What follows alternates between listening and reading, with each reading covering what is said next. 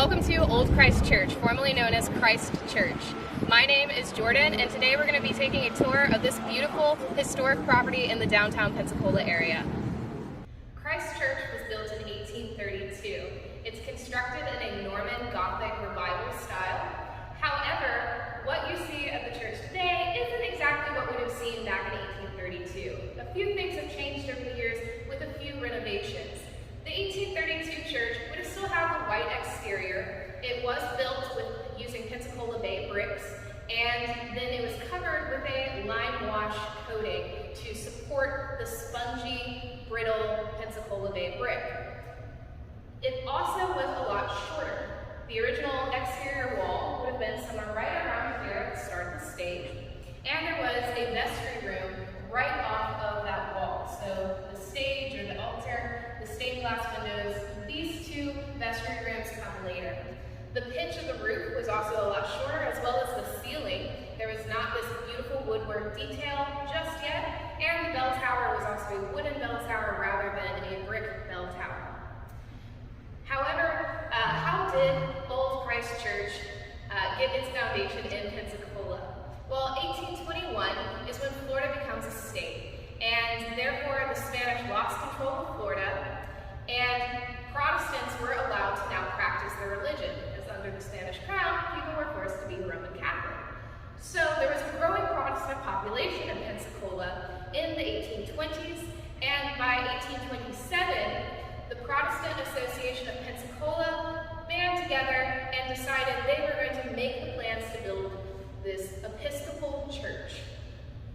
So the land is purchased for $1,500. It is sold to the church for $400, and with a total budget of $4,500, the original church was built.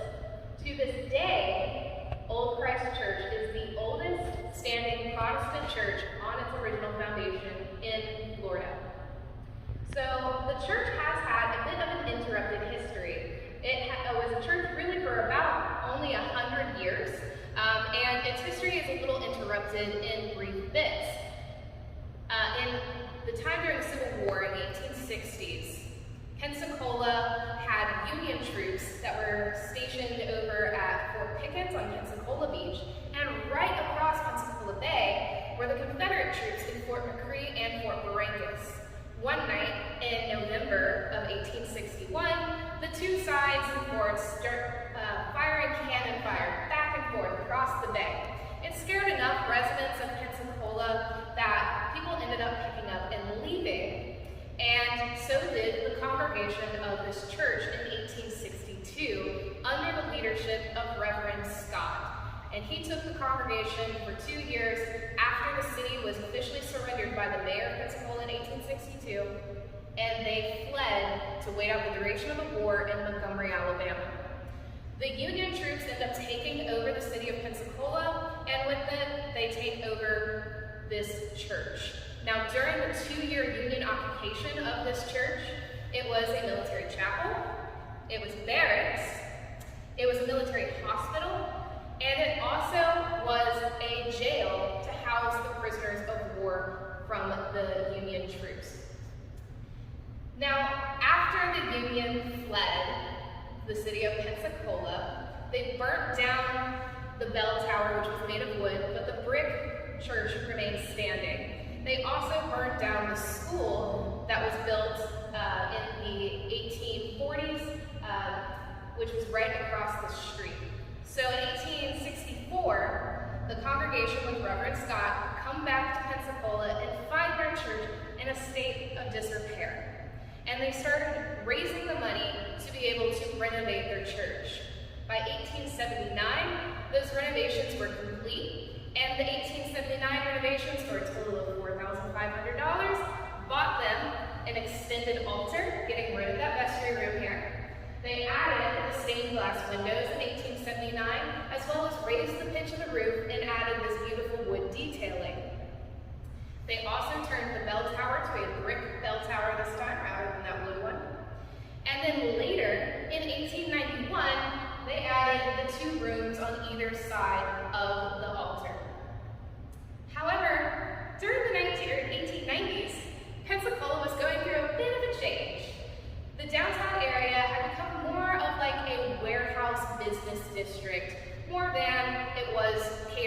residents. So most people ended up picking up and moving about a mile or two north to North and East Hill. The Port of Pensacola is right next to the church, about a block, 2 blocks away. The original water line would have been much closer to the church here. So Zaragoza Street, right next to the church, was a very busy street for sailors who were coming off the boats looking for entertainment. So several bars and brothels ended up popping up down Zaragoza Street, and of course the church didn't really want to be in the mix of that rough-and-rowdy crowd. So to cater to the convenience of getting to the church, remember cars haven't been invented yet, they ended up picking up the congregation, took $25,000 and built a new church on the corner of Wright and Halifax Street in North Hill. So in 1903, the church moved to the new location. After 1903, the church ended up becoming an African-American congregation known as the St. Cyprian Episcopal Church, and they held the church all the way until 1929. After 1929, the church was abandoned for a few years, and over this time, the church fell to vandalism. Many windows had been broken, the ceiling desperately needed to be repaired, and this broke the heart of a local Pensacola woman named Leila Abercrombie. Leila Abercrombie had been baptized in Old Christ Church, and she was still a member of Christ Church, their new church up the road, and she was walking by and saw this church, her childhood church, in a state of absolute needing for care. And she decided in the 1930s, during the Great Depression, that she would spend her own money to renovate the church. She also asked that the St. Cyprian Church donate or deed the property to the city of Pensacola so it could be eligible for some city funding as well, to which it was officially deeded in 1936, and then the grounds were deconsecrated, meaning that this has not been sacred ground for about 100 years. So when the church was deconsecrated and it was owned by the city, it became Pensacola's first free public library, all the way until 1959. 1959, the Pensacola Historical Society took over the property, and they turned it into Pensacola's first museum. It was a museum all the way until the 1980s. Leila Abercrombie was the first curator for the museum, and until the 1980s, when Leila Abercrombie died, the museum was up and running. So by the 1990s, this church had been abandoned again, and it was in a very bad state. Something needed to have been done about the church. The exterior was literally crumbling. The white lime wash had been entirely sandblasted off by the Workers' Programs Administration under the New Deal with Roosevelt, where they sandblasted buildings and cleaned up buildings to create jobs for people during the Great Depression. So unfortunately, the building fell to sandblasting, which was terrible for the architectural integrity of the church. Because remember, the church is made with Pensacola Bay brick, and it's very brittle. So in the 1990s, the city did not have the money to fix the church. So they deeded the church back to the to Christ Church, who then deeded the property to the Historic Pensacola Preservation Board, which then made it eligible for state funding to make it a historical site. So in the 90s, without that white lime wash, you could take a stick from the exterior wall and drive it 12 inches into the interior wall in several places throughout the building. So during this time, they renovated it and put an epoxy resin, or I'm sorry, an epoxy white, goodness, a white pigment epoxy solution on top of those Pensacola Bay bricks. They also ended up getting a replica made of the original stained glass. The stained glass was taken by the church to the new location in 1903. So these are replicas, but you can still see the originals today in the new church. We also recreated the pews. When the Union took over the church, as well as when it became a public library and a museum, many of the original pews had been lost, except for one, which was found in a collection of a man here in Pensacola, and he gave the pew to a woodworker who then recreated the same style with the same type of wood to be placed back into the church. What was also replaced were the original gas line lamps. So there was a gas line that used to run down the middle of the church and provided heating and light through gas. However, we've used an electric one this time during this renovation. And it has been operating as a historic site as well as a venue space for concerts and weddings since 2006. However, Old Christ Church made headlines in the 1980s thanks to one rumor that was told to Lela Abercrombie. So Lela Abercrombie, before her death, approached the current day Reverend of Christ Church, who is Reverend Curran, and said, listen, there's this rumor that's always gone around about the church, and I was told this rumor by my friend Daisy, whose dad was 16 years old and a prisoner of war, Confederate prisoner of war, right here in Old Christ Church when the Union troops occupied the church. And he said that he saw Union troops come into the original vestry room and they were ripping up the floorboards looking for what he thought were bodies. So, Reverend Curran approaches the UWF Archaeology Department, and under the direction of Dr. Judy Bentz, an archaeological dig occurred in 1988 to see what exactly was under the original vestry room.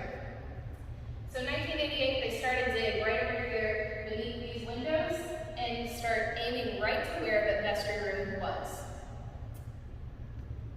The question is, are there bodies under the church?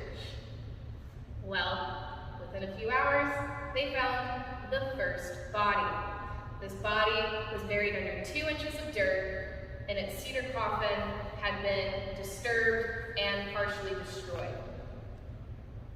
A little while later, they find the second body, also under 2 inches of dirt, coffin disturbed, and then they finally found a third body, but this one was 6 feet under and in its original cedar coffin. So what that leads us to believe is that Union troops did in fact come into that vestry room, rip up the floorboards, and were searching for bodies to rob the graves of valuables. But who were these bodies? Well, they were the original rectors of the church. So in 1832, our first rector, his name is Rector Saunders, and he was here until 1839. He unfortunately was holding a ministry for all Protestants of Pensacola, not just Episcopalians, and he ended up catching yellow fever and died in 1839. Now the congregation took his body, ripped up the floorboards of the vestry room where he spent his time, and buried him beneath in an unmarked grave. And I know what you're thinking, that's a very Edgar Allan Poe style burial. Well, it's not uncommon in churches, even in Europe, to bury their clergy underneath the floors of the church. So this wasn't anything that was unheard of. So after Reverend Saunders' death, ended up coming Reverend Peake. Reverend Peake was the rector from 1842 until his death in 1848. He was very involved in education in the local Pensacola community, and he even built a parish schoolhouse for children of all denominations right across the street from Old Christ Church. Unfortunately, Reverend Peake dies of tuberculosis in 1848, and the congregation says, well, we'll just bury him right next to the old rector. So they rip up the floorboards again and bury him in the old vestry room. Then ended up coming Reverend Scott, who is the reverend who took the congregation to Montgomery to wait out the duration of the war. He ended up becoming reverend from 1849 all the way until 1889. He took a 2-year hiatus, however, to join the U.S. Army. And during this 2-year hiatus, he was replaced by Reverend Flowers, who got off the boat in Pensacola in 1853 with his pregnant wife. He led services for 10 weeks after getting off the boat before he died of yellow fever, days before the birth of his son. About a month after his death, his wife and his newborn son also succumbed to yellow fever. Reverend Flowers was also buried next to the 2 previous rectors, and his wife and child's grave are in an unknown location.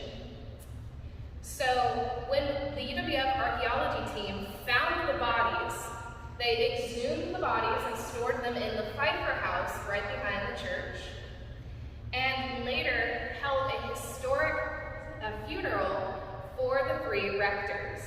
So there was a funeral march, and they ended up bringing the bodies in newly built cedar coffins, read from the 1789 Book of Common Prayer, and placed the rectors back in their original graves. So to this day, there are still 3 rectors' bodies buried underneath the altar of the church.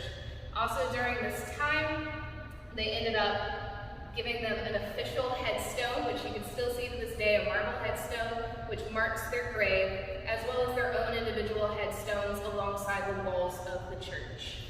So you can take this time now, if you'd like to get up and take pictures, tour the church, you're more than welcome to. If you walk into this vestry room right here, you can see the original Pensacola Bay brick that was on the exposed exterior of the wall after the sandblasting took off the lime wash. And if you have any questions, please feel free to ask.